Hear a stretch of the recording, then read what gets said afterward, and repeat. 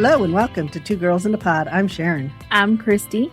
Welcome, everyone. Once again, we do our little brainstorming and do stuff like that. And one of the things we talked about, we've talked about being inspired and stuff like that. I think it goes further than that. I think it's how do we inspire others? Yeah, we talked about in the last podcast about finding your light and being your own, I think, inspiration. How do you find that place? And I think that it's really important that you be able to pay that forward too and help others to be able to find their light. Because I think sometimes people don't even know they have a light. You know what I'm saying? No, seriously, they might get into that place for whatever reason. It's not a judgment or anything, but they just get into that place and then they don't know what to do. Yeah. And, you may see in people qualities and things they don't even know, and they don't know that they can expand those. Right. I think that a lot of times outside looking in, we're able to see those strengths and skills that sometimes people do not identify about themselves because we're so hard on ourselves a lot of the time. And I think that's part of that evolution is it's not just about what we do internally for ourselves, but I think to be that well-rounded, authentic, holistic person, it's working on our internal light. It's working on those things that really ignite us and motivate us and make us excited and happy to do things. But then that next step is, how do we help other people do that? It's kind of like when you think about the lighthouse, these ships are out in the dark, but they're really not in the dark if they're by the lighthouse, because the lighthouse kind of shows them the way, keeps them safe or helps them to navigate. And I think that's what it is. How do we become somebody else's lighthouse in a way? How do we help shine light on them so that they can then navigate maybe in their darkness or whatever that is? Mm-hmm.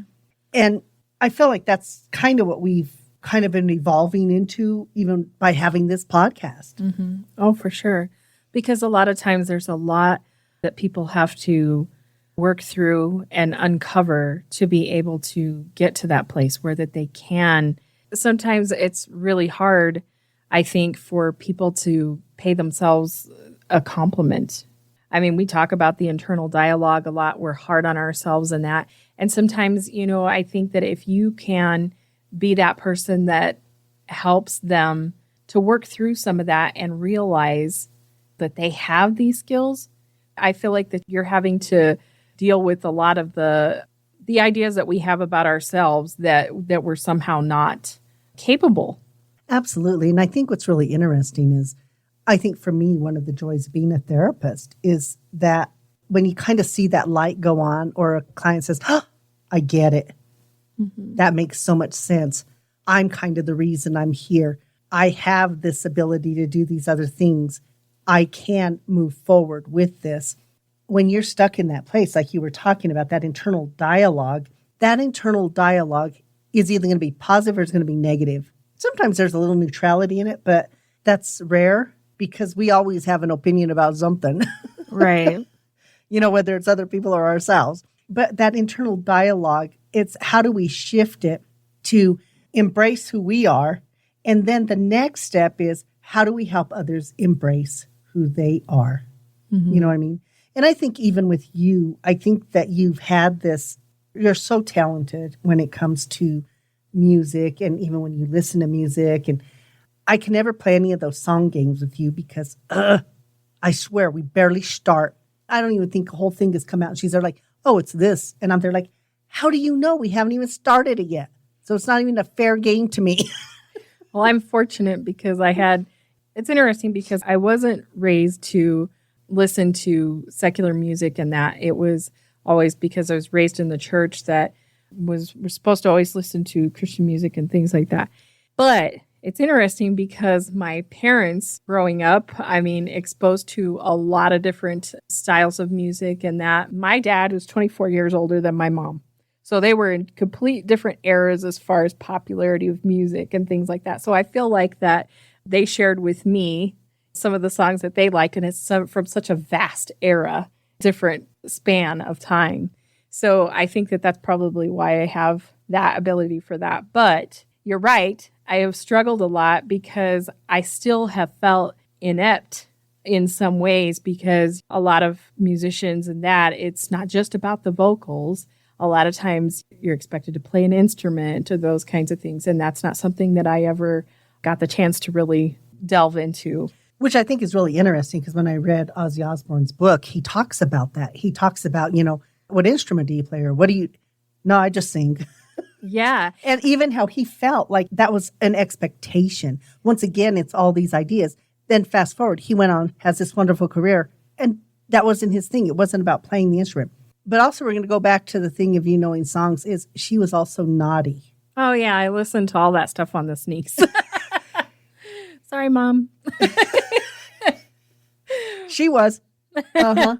Yeah, that was a huge contributing factor because every night I go to bed, I put on my headphones and listen to whatever I want. And that her parents believe it was good. Contemporary Christian music. So every once in a while, there are ways around these things. Not that we're promoting you lie to your parents, people. No. But I think there is something about that when you have that love and that passion. That was a light in you. Mm-hmm. And you really were working to find a way to have that because of what it brought to you. Yeah.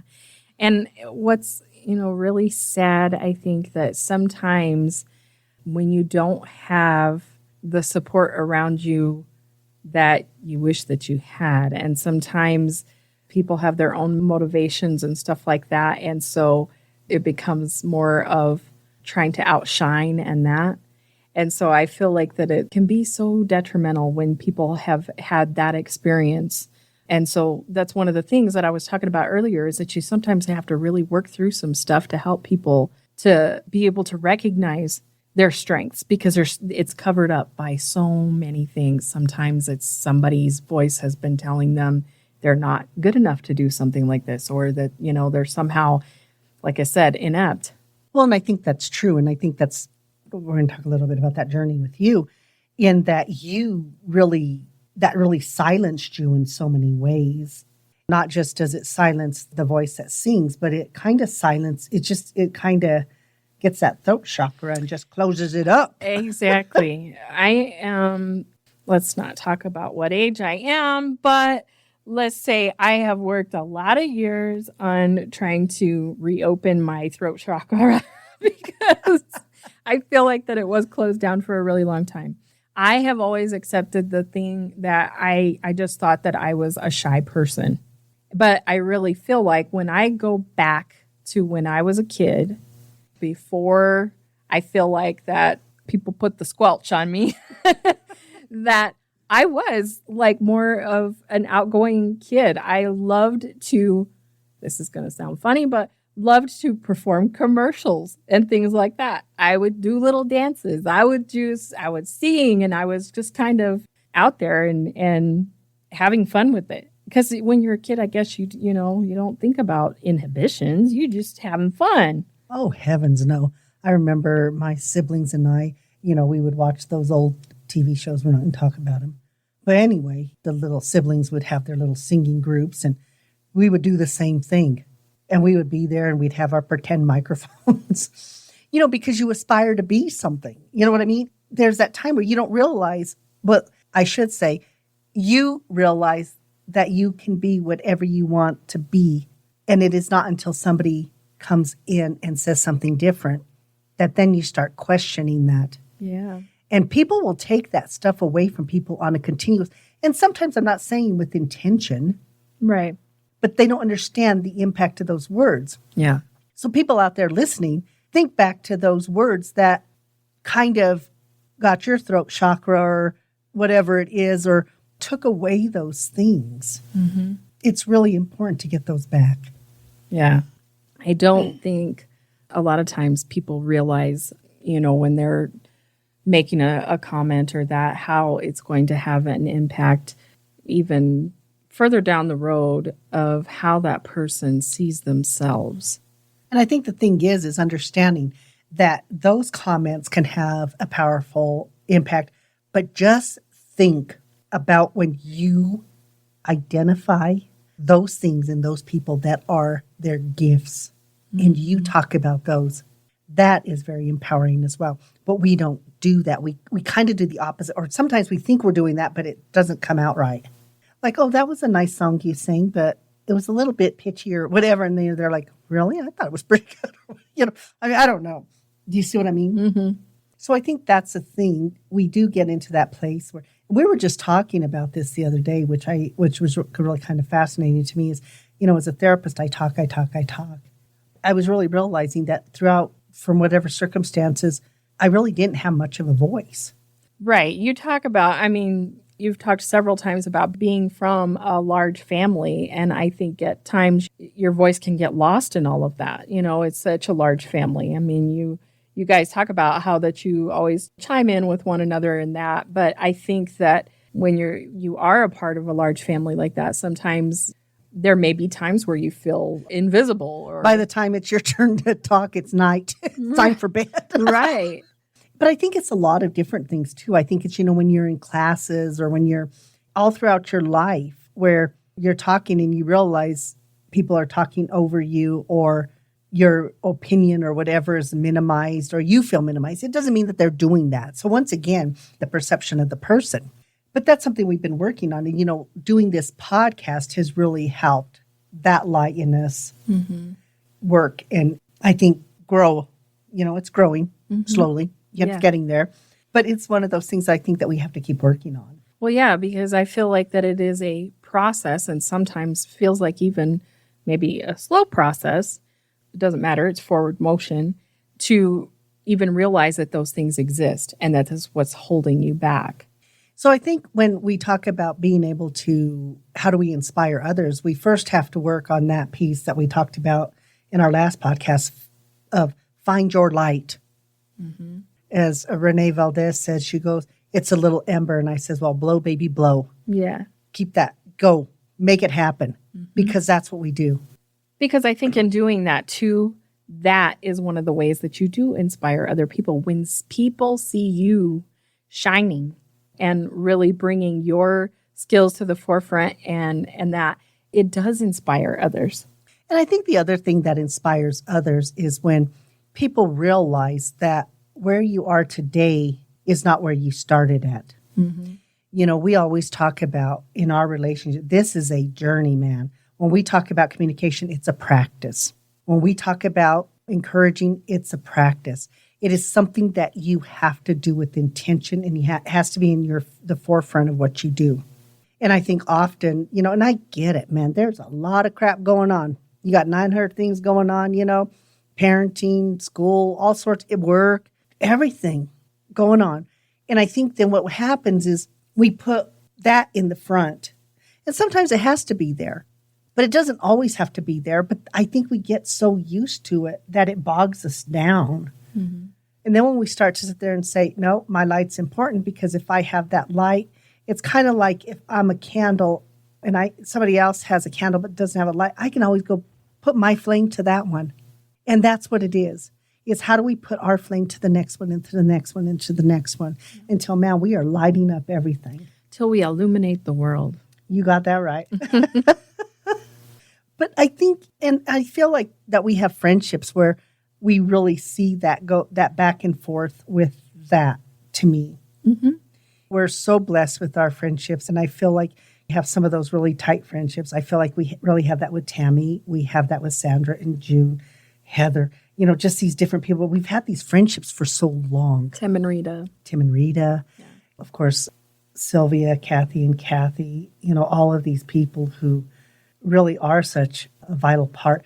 And even, I loved hanging out with Joe and Rob. We're getting to hang out with them more. And just that vibrancy, that energy. Mm-hmm. We got to hang out with Maggie and Ken and that energy and vibrancy of them as well. You can feel that energy. And we talked about energy and we talked about how do you spread that around and how do you feel your own energy and how does that touch other people's energies. And when you have those meaningful conversations with people, that's how others get inspired. I feel like that it's having those conversations, building those relationships, having that support. Do you know what I mean? And it's not even goes further than that. I think when you start to allow people to have those conversations, they then get to be ignited by it because somebody is listening to their ideas and they matter. Yeah. And then it's like, oh my God. And I think sometimes too, so much of the time I find that people don't want to share ideas because they might think the other person will think they're stupid, or why is that even relevant and important, or you know what I mean? Yeah. So then they tend to. Or how did you buy into that? Really, you get a lot of that too. But I think the thing is that I don't have to, and we talk about this often, we don't have to agree with everybody's point. Mm-hmm. We just have to allow them the space to express their point. Mm-hmm. You know, and I think it's through those open dialogues that people get ideas. And then it's like, oh, I didn't even think of it that way. Exactly. And I tell you a lot of the time, and I think, it's one of the things that makes you really good therapist is that you're always, the way that you put things, it helps to open people's eyes, I think, in a different way. And I know that you get a lot of feedback that just people tell you, oh, I never thought of it that way. You're really able to do that. And I think that that's what has to happen. I think over time, it's sort of like planting those seeds with people. You get them thinking about things, critically thinking about things, and trying to see it from a different perspective. That's how those changes, I think, come about. That's exactly what it is. I think that we have to give people different options, or options of seeing the circumstance that they're in. Yes, because we often talk about how you can't just come at somebody and be confrontational and try to beat them down with your opinion. That changes nothing. You become a part of the problem when that kind of conversation comes in. Even if your opinion may be true, Mm-hmm. but the thing is it is your truth and not the other person's truth yet. So when you're doing that, there is a balance in how you have to do that. Mm-hmm. And I always tell people, when you are talking and hearing somebody's story, be quiet, be respectful, because it is through that you get to have that more strength, that more development of what's going on. So I think that that's important, that we pause. That is the hardest thing, I think, for people. And even when I'm doing therapy, they'll say, it's hard for me to stop. It's like that thing of, I am listening to speak, okay? Mm-hmm.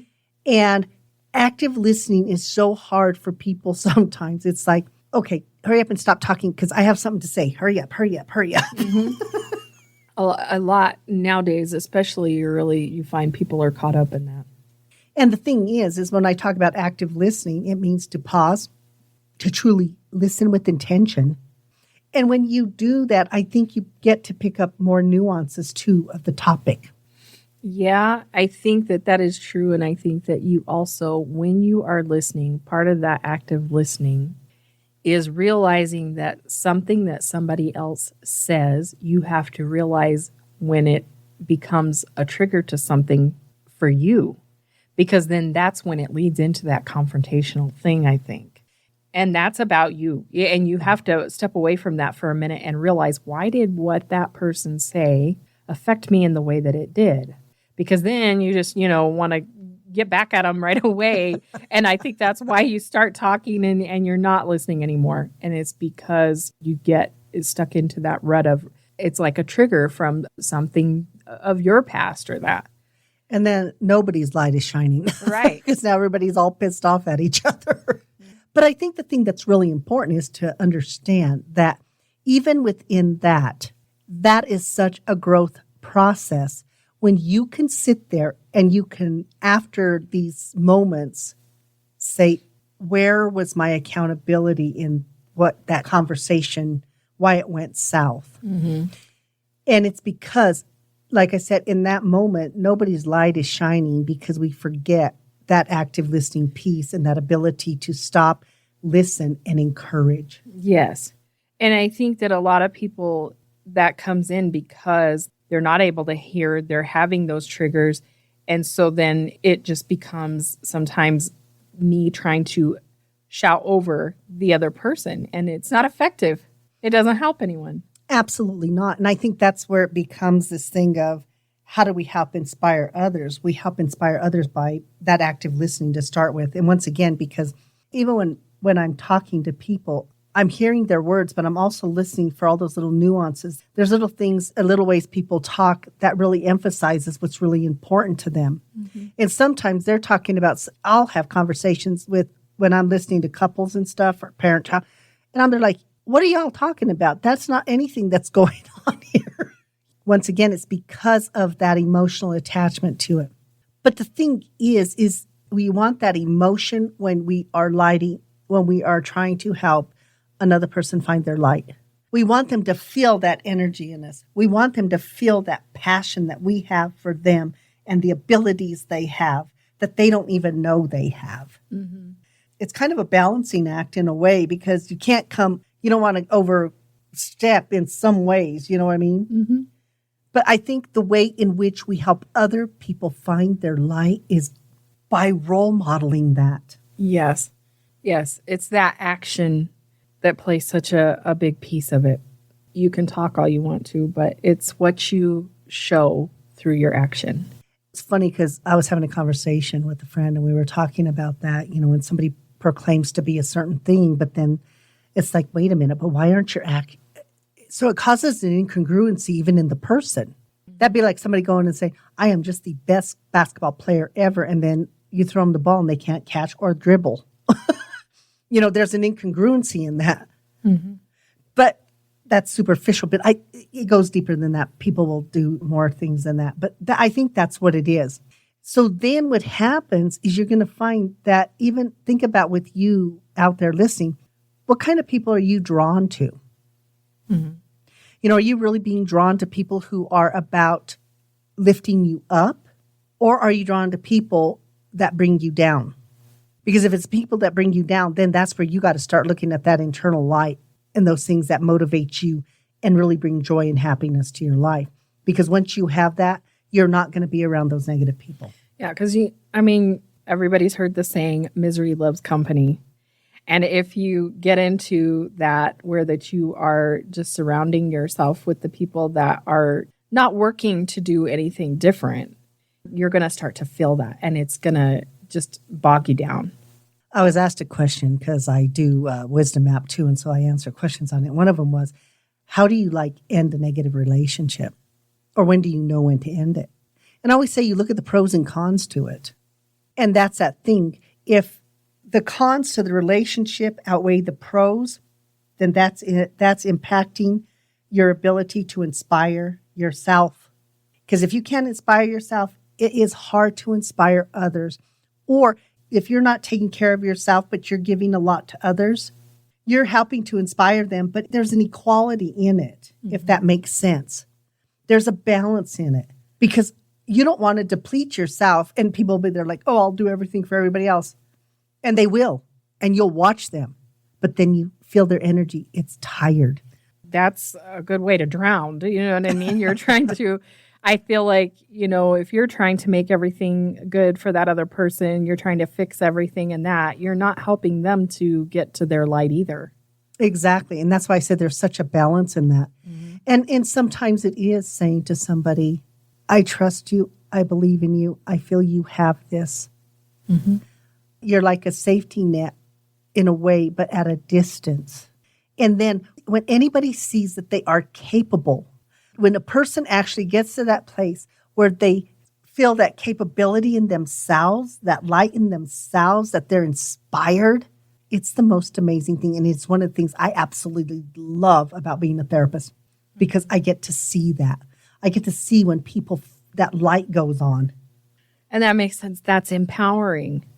That's what it takes for them to be and do everything that they want to do. And I always tell them, I cannot do it for you. Right. But I am here with you. Mm-hmm. And I think that's the thing. That's how we inspire people. When we give them ideas and stuff and we let them know, I cannot do this for you, but man, you are not alone. Right. And I think that's really empowering, not only for them, but for you. Mm-hmm. And it's not even just paying compliments, which are great, But there are ways to be supportive of people in their endeavors, I think, and it doesn't even cost you a thing, or it doesn't even. It's sort of like with us even doing podcasting. We've started a Facebook page with it, and we've put out there to all of our friends and family about sharing and following, and many of them have, and we appreciate that. And people don't even realize how important that is when somebody's doing something and they even just see those, little reactions and stuff that you get from the things that you post or stuff like that. It's inspiring and helpful. It's inspiring. It's helping other people to move forward, which is really part of that. How do we inspire other people? What part do we play in that? And, one of the things that's really important for us is that we talk about if people are doing stuff and we can actively participate or promote it. I don't care whether it's our friends' kids selling candy. Okay, except not those Girl Scout cookies. I'm done with those things. Yeah. It's the devil, I tell you. It gets you and it won't let you go. Only certain ones of them, of course. Right. But you see them coming and you lock the doors and pull down the shades. But the thing is that even those little things matter because it lets the other person know that you believe in their endeavors. Yes. Even if it's not something that they'll do or whatever, that's important. Now, we have some people who aren't going to listen to a podcast. I don't get it, but whatever. I say listen to mine. Listen to ours. That's all I care. No. But when they go back and they share our stuff and they do stuff like that, that is still them supporting us. Yeah. And it's about support. It's about how do we support each other? How do we lift each other up? And it's little things. It's even like you said, it doesn't cost anything to be kind. It doesn't cost anything to listen. Right. Another question I was asked is, what is something I don't say no to? What is that? I don't know. Listening to people. Oh, well, yeah. It doesn't matter. I don't care if I've had a really hard day, and sometimes I will, and the phone rings, and if it's a friend, whatever, I take those calls. Yeah. They need to talk, and, you may be on for a good while, even if you've been doing telehealth all day. But guess what? It doesn't cost me any. It's not really doing anything. Yeah. But if I can be present for somebody, then that is that way of it helping to empower them too, that it tells them they're important and they're valuable. Right. And who doesn't want to feel important and valuable? Exactly. We make it more complicated than it is. And I think those are the things that we have to do. Start with something little. Even if you're a parent with a child, I always love that. How many pictures do you have of your kids' artwork? And some of it, you don't even know what it is, but you still put it up. And what does that do to that child? Makes them go paint 15 more for you to put up? Yeah. Exactly. When you got to put that one up? When you going to put that one up? We'll wallpaper the den. Really. But that's what it is. And that was one of the things I really loved about being a play therapist is that they would come, we would build stuff. And, like I said, I get that one last block put on my castle. I was ready. And they'd kick it down. Part of it was looking to see, am I going to get in trouble, I think. And the other, I don't know what it is with kids. They just like to do that because it's not the finished product that's fun for them. It's a whole process. Maybe it's the fear that it'll be over. It could be. So let's start again. I never thought about that. But yeah, that probably is. Yeah.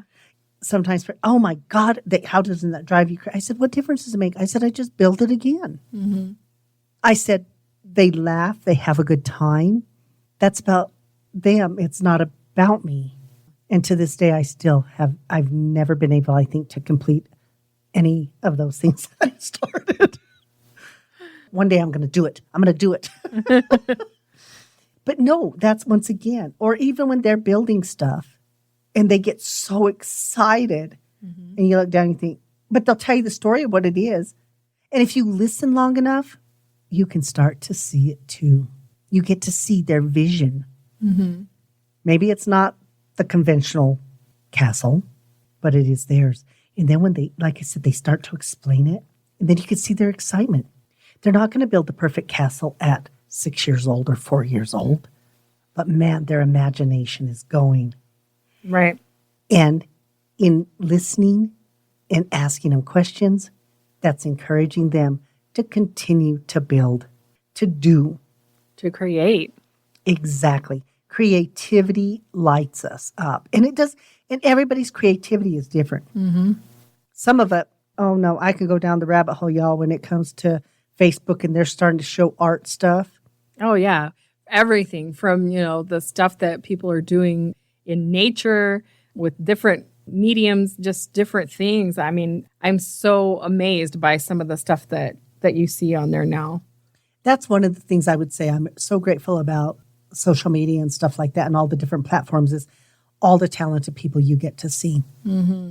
I absolutely love it. And like I said, I got to be careful because pretty soon I'm there like, oh my God, this person does art this way. How would you even figure that out? What do you mean he's just cutting up little papers and sticking it together and creating these wonderful people? And it inspires me to watch more. Yeah. No, to say, I'm going to do some art. Right. No, and I think that's true because I think we get inspiration. And if we can get inspiration from those things, then that means we can inspire others as well. I always tell people, whatever your talent is, nurture it, regardless if it's what everybody else wants or needs, or because at the end of the day, it's not about them.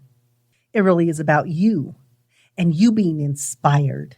So you inspire others by encouraging those things, whether you understand them or you don't. Doesn't really matter. It's not about you in that instance. It's about you inspiring, helping other people to find that inspiration, but it's not about your inspiration. Right. And people often do, well, yeah, I don't get it. Now, that's a quick way to shut down a conversation. Instead of, could you explain more about what you're doing? Oh, my God, I don't get it, but it's fascinating to me. Yeah. How did you come up with that idea? Is much better than, yeah, I don't get it. Do you see what I mean? And not everybody will. And that's okay too. And I mean, we always say, just keep on being your authentic self. Your tribe will find you. And I think that's exactly. True. And, I think that's the other thing that's really important. When you find that, you're right. Others will gravitate towards you.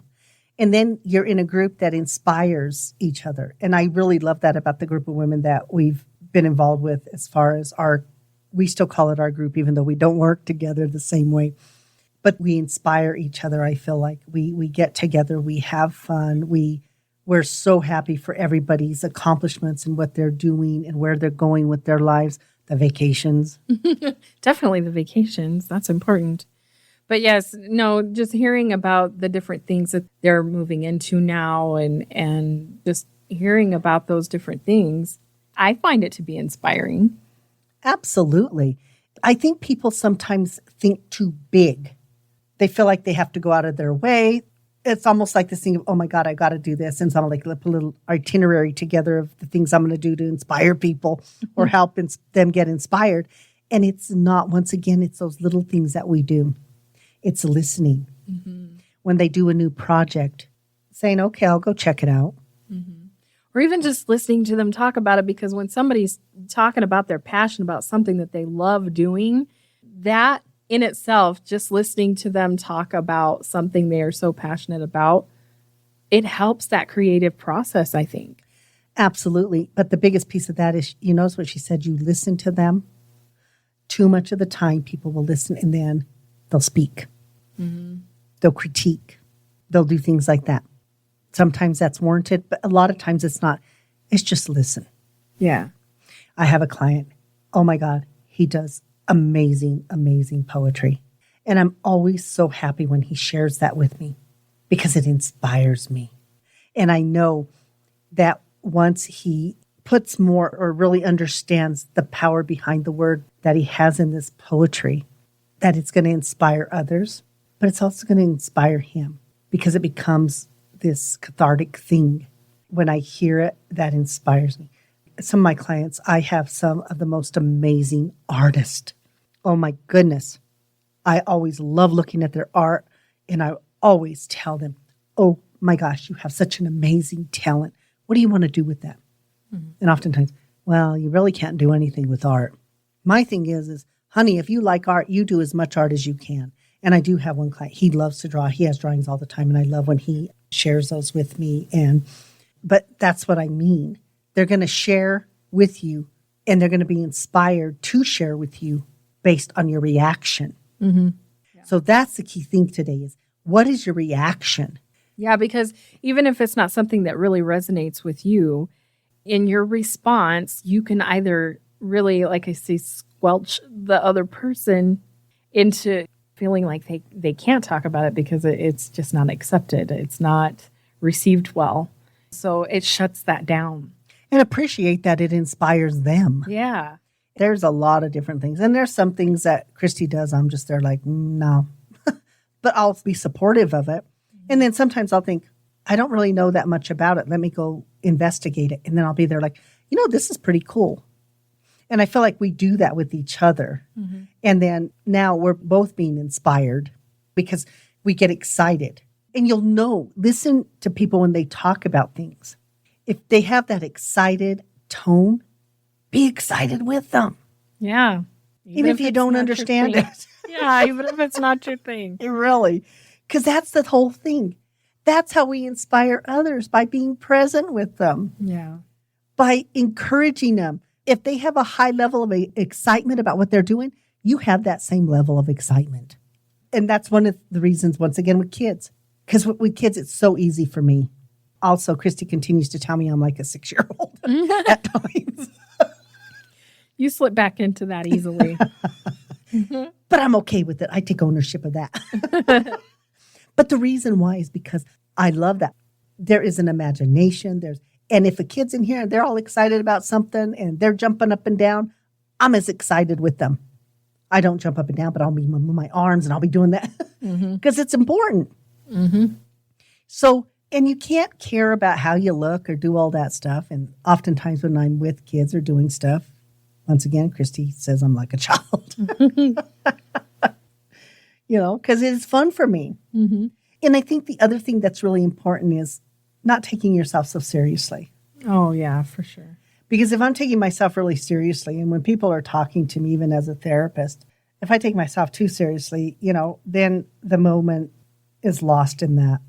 And that's one of the things, like, I think with kids, it's not about taking yourself seriously. So it's really cool with kids, I think, that you can really kind of get a feel for the things that really light them up and make them excited, the things that they enjoy, because they're not viewing things through the filter of everybody else's eyes, It's definitely not censored yet. Right.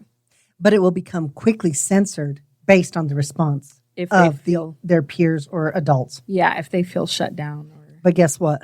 When we get to be adults, it's the same thing. We will either be inspired or shut down. We will feel like we can inspire others, or we will feel like we're a drag. But I think that more and more of those insecurities build over time, Absolutely.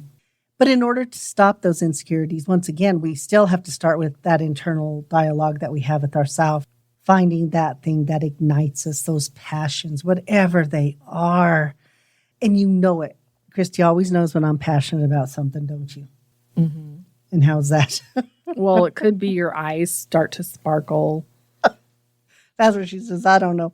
But Yeah. I do. I talk with my hands. I feel it. I feel it with every fiber of me. And then I hope that other people feel that as well. Yeah. Because then, once again, that's that exchange of energy.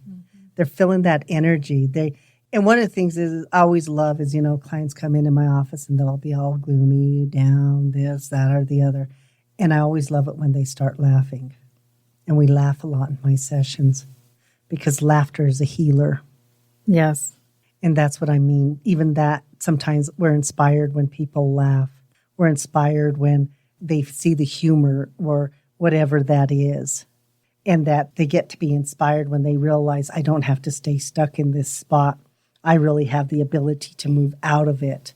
And I have the ability, even in this moment of yuck, that I still have the ability to laugh and find something. You know what I mean? And I always tell, there's a few of my clients who I absolutely love laughing with them. There is something about it. It is so infectious. And I absolutely love it. That's that thing where you're having an active engagement with people. That's how we inspire others. That active engagement, that exchange of that energy. that pausing and listening so that you know how important something is to somebody. Yeah. And then you can respond accordingly. Yeah. It's a matter of recognizing that, I think, recognizing that in them. So it's like you say, even if it's not something that you're into, there's ways to inspire people by just listening to them and, like you said, being present. And I think the thing is, too, is that it's a practice. We talk about that all the time. You practice it daily. You practice that. It's not like we're practicing kindness or things like that, but in a way it is. You can be a kind person, but if nobody ever knows it, you know it. But it's only through our acts. It's only through what we do. And so what we're saying is do those acts for other people. Mm-hmm. Help other people be inspired. Help them. And if they don't know what inspires them, have conversations with them. Yeah. Pull some stuff out of them and then say, oh, now I know what you like. Yeah. They're like, no, you don't. Oh, yes, yes. This, or listen to their themes. If they talk about certain things all of the time, you know what inspires them. Our friend Sandra, we know it's books and travel. For sure. And food. And books, food. Travel, and foodie. Yeah. Shouldn't have to sit there and say, I like this. Oh my gosh. When she talks about certain things, you know it. When she takes pictures of her food, it's important. Well, people can tell with us, I think, that definitely like travel is, that's something we're definitely passionate about. People can tell that. We get excited about it. We talk about it often. The other cool thing is when you travel, you meet people and you get to inspire them too. If just in everyday conversations, you don't even realize it. Mm-hmm. But that's the whole thing. It is that connectedness that we have. And we often talk about our connectedness and how important that connectedness is. And we're connected and we can allow politics, religion, this, that, or the other, color, gender, any of those things. We still have a connectedness even beyond that. But we will get caught up in those things and then we don't aspire and we don't inspire. Right. So putting a lot of that stuff aside. And once again, you're not looking at those external things of who they vote for, they shop for meat, they don't shop for meat, they're vegan, they're none of that. That's a part of who they are. But you really get down more to the essence of who they are. Those things that truly make them light up is usually not that kind of stuff. It's usually something that they're very passionate about. Mm-hmm. Though you can be passionate about those things too. That's not what I'm saying. But I'm saying listen more than anything. If you take nothing else away from this podcast, it is listen actively and then encourage those things, whether you understand them or you don't. Work on being that light, not only internally for you, but how do you help? If my candle is already lit, what do I do to help light somebody else's? Give them that little flicker so they can do it, then they can pass it on. That's that connectedness. And I think that is such a vital, important thing. Yeah. So hopefully this week, you guys will go out there and not only light your own candle, but by golly, find a few people along the way, help light their candle, help them, inspire them, be inspired by them, because it's always a working relationship. And just actively listen to the true messages of people. Mm-hmm. And we hope that you guys have an amazing, amazing week. Keep on shining. Oh, yeah. And then we will be back next week. Bye.